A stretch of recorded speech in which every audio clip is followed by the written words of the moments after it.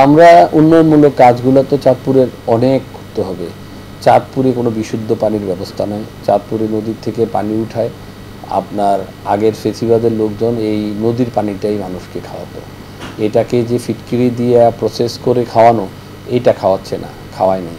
তারপরে শিক্ষা প্রতিষ্ঠানগুলো ধ্বংস হয়ে গেছে, রাস্তাঘাট নাই, নদী ভাঙতেছে। যারা ব্লক বানাইছে তারা এই গণার কাজেও ছিল, তারা ফালানোর কাজেও ছিল। তাহলে বুঝতে পারছেন যে এখানে দুর্নীতি কী পরিমাণ হয়েছে। তো এই সকল কাজগুলা, তারপরে আমাদের এখানে প্রযুক্তি বিশ্ববিদ্যালয়ে যদি জমি অধিগ্রহণ অলরেডি আমি সহযোগিতা করে ৭৮ একর জমি অধিগ্রহণের একটা করে দিয়েছি। ডিসি হয়তো এটা এখন অধিগ্রহণ করবে।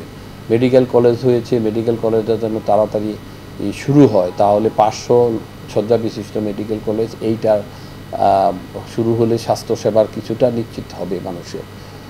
এই সকল দিক থেকে আমরা রাস্তা, নতুন করে রাস্তাঘাট বানাতে হবে।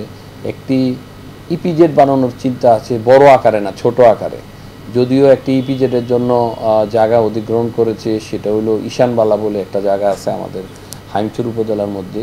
কিন্তু ওইটা আমাদের কতটুকু উপকার হবে আমি জানি না। তবে আমরা এদিকে যেহেতু আমাদের শহরের ভিতরে কিছু সরকারের খাস জমি আছে, সেখানে ৩৫-৪০ একর জমির উপরে যদি করা সম্ভব হয়, কারণ আমাদের চাঁদপুরে থেকে ওই রোড কমিউনিকেশনও ভালো, নদী কমিউনিকেশনও ভালো, রেল কমিউনিকেশনও ভালো।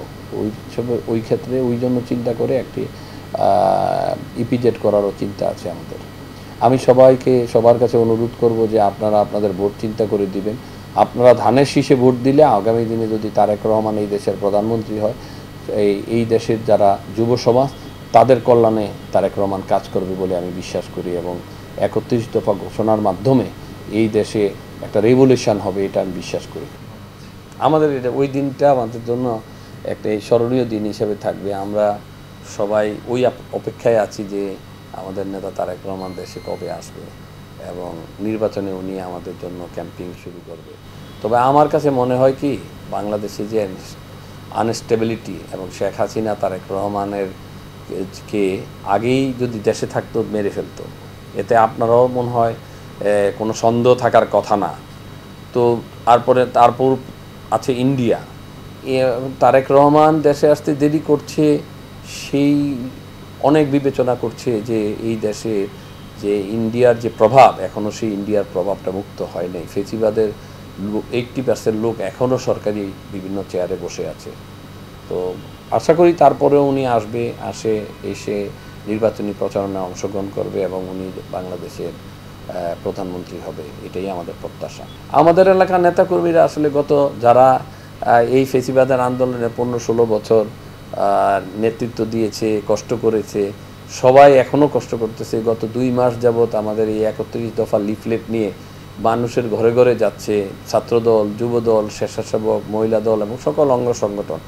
প্রতিদিন আপনার প্রায় 35টা টিম কাজ করতেছে, মানে প্রতিটা ইউনিট, আমরা ইউনিয়ন এবং ওয়ার্ডকে আমরা ইউনিট হিসাবে বলি, প্রতিদিন কাজ করছে। এই পর্যন্ত আমরা অলমোস্ট 2 লক্ষ লোকের কাছে আমরা আমাদের লিফলেট পৌঁছাতে পেরেছি।